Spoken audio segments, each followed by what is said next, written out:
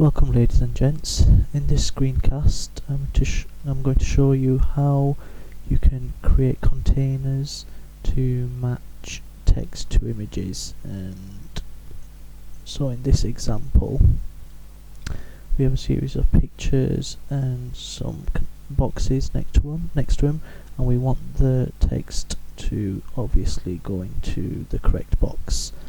So let's try and put the word bear into the box next to the fox. You'll see that it doesn't allow that word to go into that box and it snaps back into place. However, if we try and put the bear into the correct box, it stays there. So let's try this again with the squirrel. Let's try and put this into this box. It'll snap back. Let's try and put it into the fox, and again it'll snap back. However, if we put it into the correct box, it'll stay where it is, and with the fox the same. So this is a really simple exercise that restricts text from going into certain boxes and allows matching the word to image flipchart. So let's see how we did this. So I'll just create a new page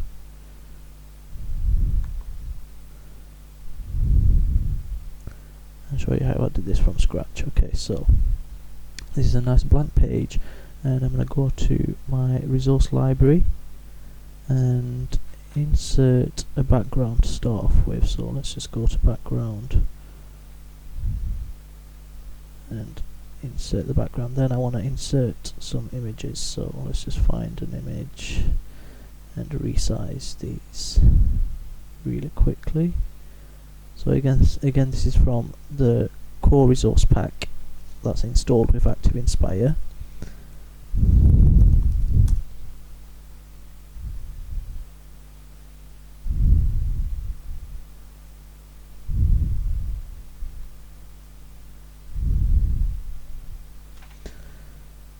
And finally fox, so let's just put any fox in, doesn't really matter. Again so you can spend a bit of time resizing your images and moving them about, getting better images. I'm just going to show you really quick. Okay, now we want to create the containers. So to create these containers I just chose a shape from the shape toolbar, and you can change your colour options. I'll just leave them as they are, and you want to do this for each animal. Okay, now we want to create some text fields, so let's just create some text fields, and now we're ready to create the different rules.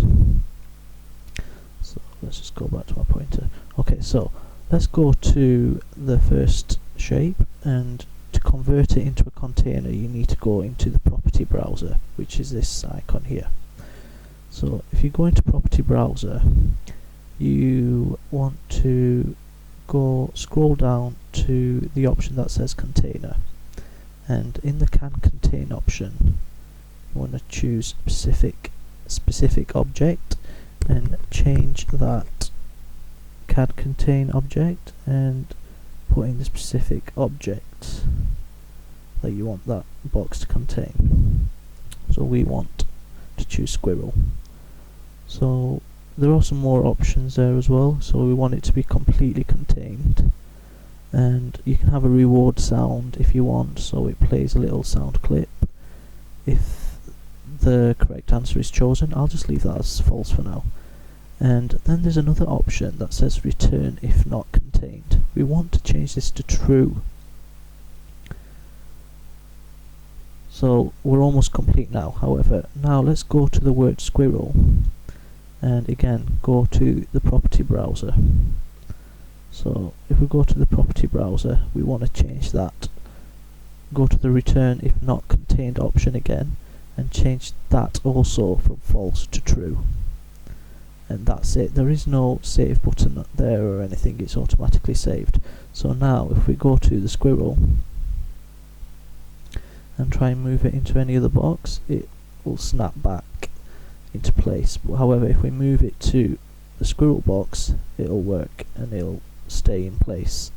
So that's a really simple exercise on how you can create containers, and you can do the same for the other two as well. So I can do it for bear again really quickly.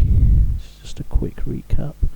So can contain specific object, change the contain object field to bear, return if not contained, change that to true, and I'll put in a reward sound this time. So if you change that to true and the reward sound location, it'll take you to your library and you can just choose a random clip from sound. So I'll just choose any.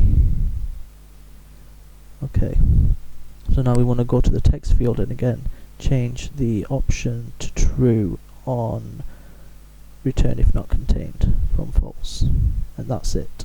So now the word bear will snap back into place when you move it into the incorrect container, but when you put it into the correct container, it'll go into that box and you'll hear the reward sound as well, which I find a bit annoying, but I suppose if you wanted a bit more spontaneity in your flip chart, you could put them in.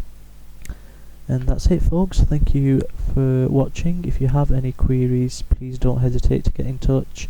Just leave a comment or a feedback or send me an email and I'll try and reply as soon as possible. Thank you.